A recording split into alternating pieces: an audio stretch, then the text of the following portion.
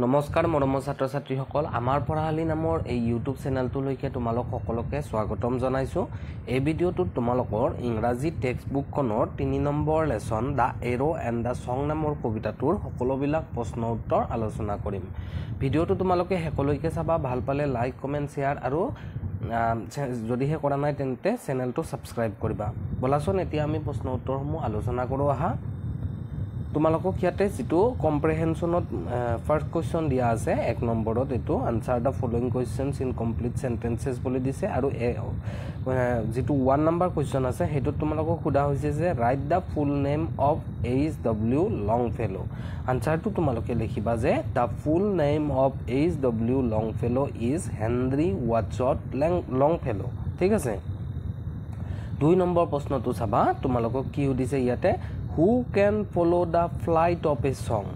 আৰু আনসাৰটো তোমালোকে লিখিবা The poet suggests that no one has sight keen enough to follow the flight of a song। মই ইয়াতে তোমালোকক প্ৰশ্ন উত্তৰবিলাক এক্সপ্লেইন কৰি দিয়া নাই কাৰণ ভিডিঅ'টো বহুত দীঘলীয়া হৈ যায়। যদিহে তোমালোকে বিচৰা যে তোমালোকক মই এইটো অসমীয়াটো এবাৰ বুজাই দিব লাগে তেন্তে মোক কমেন্ট কৰিবা। কমেন্ট পঢ়ি তোমালোকৰ নেক্সট ভিডিঅ'ৰ পৰা বুজাই দিবলৈ যত্ন কৰিম। ঠিক আছে। এতিয়া আমি 3 নম্বৰ কোৱেশ্চনটো চাইছো। 3 নম্বৰ প্ৰশ্নটো হৈছে Where did the poet find the arrow? আনসাৰটো লিখিবা The poet found the arrow long afterward in an oak। ঠিক আছে। তাৰ পিছত 4 নম্বৰটো চাবা Why didn't the poet know where the arrow fell? আৰু আনসাৰটো তোমালোকে লিখিবা The poet didn't know where the arrow fell because it flew so swiftly that his sight couldn't follow its flight। এতিয়া তোমালোকৰ চাবা 2 number কোৱেশ্চনটো What does the poet actually mean by the arrow and the song? আনসাৰটো লিখিবা In the poem, the arrow symbolizes unkind actions or harsh words। ঠিক আছে।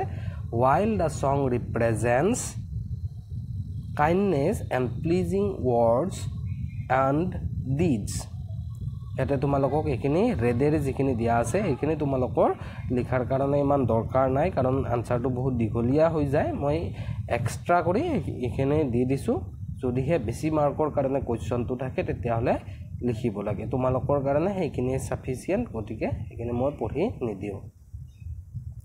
3 নম্বৰটো চাবা এতিয়া Explain with reference to the context and the song from beginning to end I found again in the heart of a friend। এটো explain কৰিব দিছে তোমালোকক। আনসাৰটো লিখিবা এই যেটো তোমালোকক কোটেড লাইন ইনভাৰ্টেড কমাৰ ভিতৰত যিখিনি দিছিল কোটেশন সেইখিনি তুলি দিবা। তাৰ পিছত তোমালোকে লিখিবা The quoted line is taken from the poem titled The Arrow and the Song written by Henry Wadsworth Longfellow। তাৰ পিছত প্যাৰাগ্ৰাফ চেঞ্জ কৰিবা। তাৰ পিছত লিখিবা In this line the poet says that the song was rediscovered from beginning to end in the heart of a friend which he breathed into the air earlier। It suggests that even though the song seemed to go away, its feelings and meanings were still alive। তাৰপিছত লিখিবা It shows how what we say and do can have a lasting effect on people even if we don't realize it right away। ঠিক আছে। এইখিনি লিখিলে তোমালোকৰ আনসাৰটো complete হৈ যাব। এতিয়া চাবা তোমালোকক 4 নম্বৰত ৰাইমিং ওয়াৰ্ড লিখিব দিছে। Write rhyming words of the following sight song অক আৰু এন্ড দিছে। সাইটত কি লিখিবা ফ্লাইট লিখিলে হ'ব, সং লং ওক ব্ৰক এন্ড ফ্ৰেন্ড। ঠিক আছে। গতিকে মৰমৰ ছাত্ৰ ছাত্ৰীসকল আজিৰ ভিডিঅ'টোত এইখিনি আমি আলোচনা কৰিলো। আশা কৰোঁ তোমালোকে এই ভিডিঅ'টোৰ দ্বাৰা উপকৃত হ'বা। ধন্যবাদ।